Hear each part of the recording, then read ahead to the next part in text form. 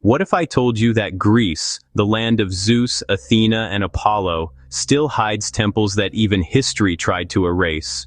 Ruins buried in wild mountains, whispers of gods carried by the wind, and sacred places so remote that only nature remembers their names. Everyone knows the Parthenon. Everyone's seen postcards of Santorini or Delphi. But beneath that shining image of Greece lies a different story. One that time almost swallowed whole. These are the sanctuaries that never made it into textbooks, shrines built in forests, high in the clouds, or deep within caves where sunlight touches stone just once a year. Forgotten by men, but not by the earth that shelters them. You see, ancient Greece wasn't just marble and myths, it was alive. The ancients believed that gods didn't live in distant heavens. They breathed through rivers, thunder, and trees. And in places where nature roared loudest, humans built their temples. But over the centuries, something happened. Empires rose and fell, religions changed, earthquakes, wars, and silence took over. And one by one, the temples disappeared. Today, if you wander far enough from the tourist trails, you might still find them. Hidden sanctuaries covered in moss, half swallowed by forests, their marble veins pulsing faintly under layers of time. And that's exactly where we're going. This is not a story about the Greece you think you know. It's a journey into the forgotten corners of its soul, a Greece where nature and myth collide. So before we begin, pause for a second. If you've ever dreamt of exploring lost civilizations or hearing stories that history tried to bury, you're in the right place. Leave a comment telling me from where in the world you're watching this, because as we uncover these lost temples, you'll see why Greece's forgotten past might be closer to you than you think. Now, let's travel north, far from the blue seas of Athens, to a forest where an ancient oracle once spoke through the rustling of oak leaves, a place older than Delphi, a place where the gods spoke, not through words, but through the wind. The wild oracle of oak leaves, Dodona. If Delphi was the heart of ancient prophecy, then Dodona was its soul. Long before the fame of Apollo's temple, there stood another oracle, hidden deep in the green folds of Epirus, far from the marble cities and echoing amphitheaters. Here the gods didn't speak through fire or smoke, they spoke through the wind. Imagine this, a wide valley wrapped in mist. An ancient oak tree swaying gently, its leaves whispering secrets to those who dared to listen. That tree wasn't just a symbol, it was the voice of Zeus himself. Priests known as Seloi would lie on the ground beneath its branches, listening to the rustle of leaves, the chirping of doves, and the echo of thunder rolling over distant mountains. Every sound, every tremor, was a message from the divine. For centuries, kings and warriors traveled for weeks just to kneel under that tree. They asked whether to wage war, when to harvest, or whom to trust. And the answers they received, carried by wind and oak, shaped kingdoms. But as time passed, Delphi's marble temples grew, and Dodona's whispers began to fade. The people wanted certainty, not mystery. They wanted a god who shouted from the mountain, not one who murmured through leaves. Still, the forest remembered. Even when earthquakes shattered the oracle's foundations, even when new religions tried to silence it, the oak kept growing, its roots deeper than time itself. And if you visit Dodona today, you'll still find the outline of that ancient temple, the stones arranged like a broken heartbeat in the grass. Stand there long enough, and you'll hear it, the wind brushing through the valley like a ghost of prophecy. Some say, if you're quiet enough, the oak still speaks. If you're watching this far, comment, "The forest remembers." Let's see how many believers of ancient whispers are still out there. But Dodona is only the beginning. Because hidden even higher in Greece's mountains lies another secret temple. One so remote that even locals sometimes forget it exists. A temple built not for worship, but for survival. Let's climb to the next mystery, to a sanctuary perched among the clouds, where marble and mountain became one. Hidden high mountain temples, Basai. High in the mountains of Arcadia, where clouds brush the ridges and silence swallows the sound of footsteps, stands a temple that time itself forgot. Few travelers come here. There's no sea breeze, no bustling markets, no golden sunlight bouncing off marble walls. Only stone, wind, and the ghost of Apollo. They call it the Temple of Apollo Epicurus, Apollo the Helper. It was built by survivors, people who lived through plague and famine, who saw their cities crumble and their gods tested. They built this sanctuary not as a show of power, but as an act of gratitude. A thank you to the god they believed saved them when no one else could. The architect was none other than Ictinus, the same genius who helped design the Parthenon. Yet here, he did something no one had ever dared before. He built a temple that broke every rule, facing north instead of east, a mix of Doric, Ionic, and Corinthian styles, something never seen again in Greece. And at its center stood a mysterious column, twisted like a spiral, one that some say was meant to represent life itself, rising out of chaos. Even stranger, the temple's name. Epicurus, the Helper. Unlike the grand temples built for fame or power, this one was built by a people desperate for hope. But over the centuries, its isolation became its curse. The mountains reclaimed it. Earthquakes shook its foundations. Travelers forgot the road that led there.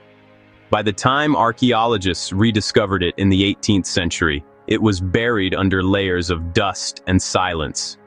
Today, the temple still stands, far from crowds, wrapped in a giant protective canopy to shield it from further decay.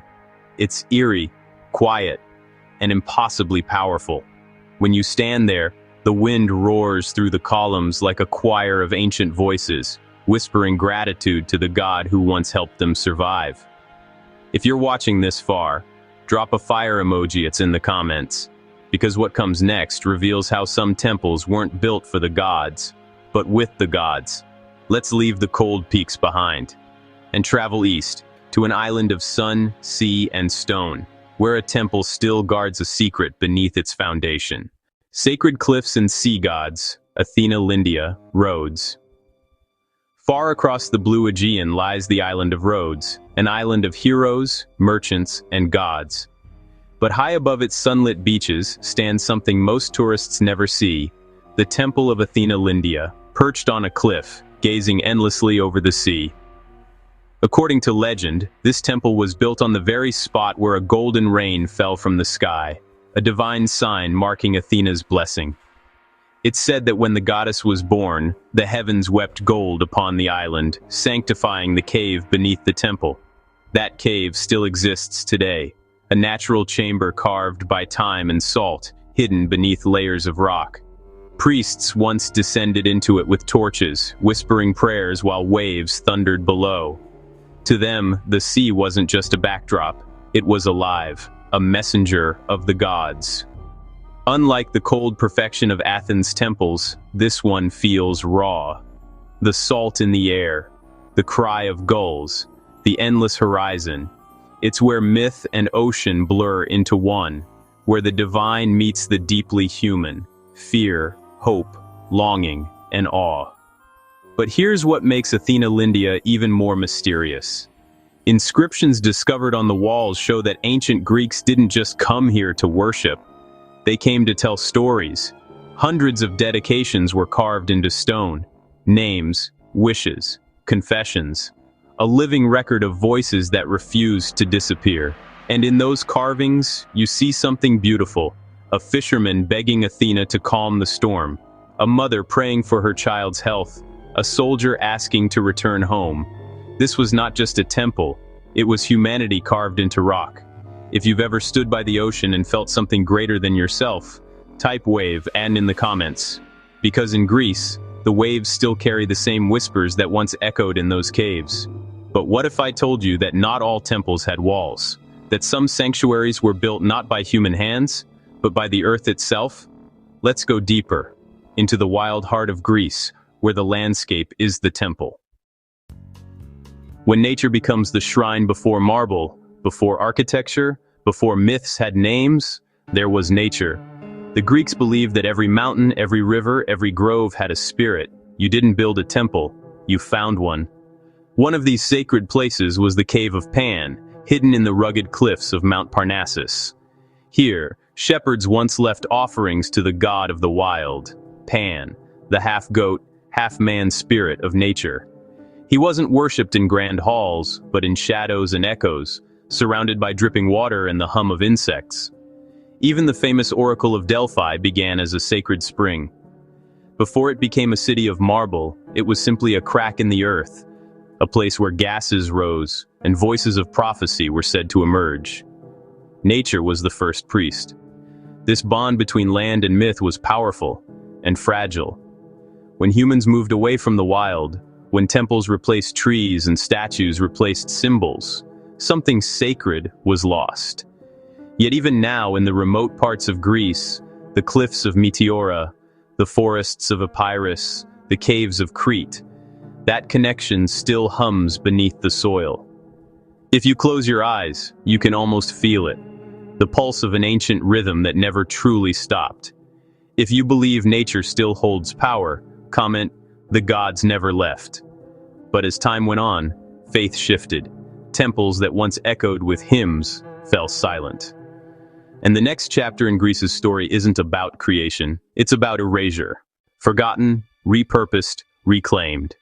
When Christianity spread through the Mediterranean, the old gods faded into myth.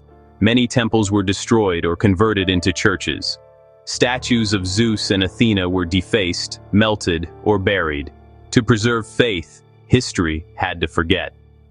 The temple at Eleusis, once home to the mysterious rites of Demeter and Persephone, was burned to the ground.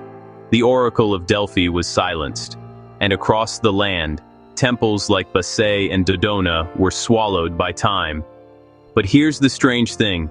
Even as the world moved on, the old stones refused to vanish. Some became foundations for new churches, Christian altars built on pagan ruins. Others became houses, walls, bridges. The gods didn't die, they adapted. In villages across Greece, you'll find farmers who still refuse to plow certain patches of land, saying, "That's the god's field." You'll hear locals tell you not to cut a particular tree, not because of superstition, but respect. Because even after 2,000 years, something still lingers there. These aren't just ruins, they're memories carved into the earth. And the older they get, the more they remind us, you can bury faith, but you can't erase wonder. If you've ever visited a place that felt alive, even in silence, write, "Time remembers." But before we end, let's ask the real question. Why do these forgotten temples matter today?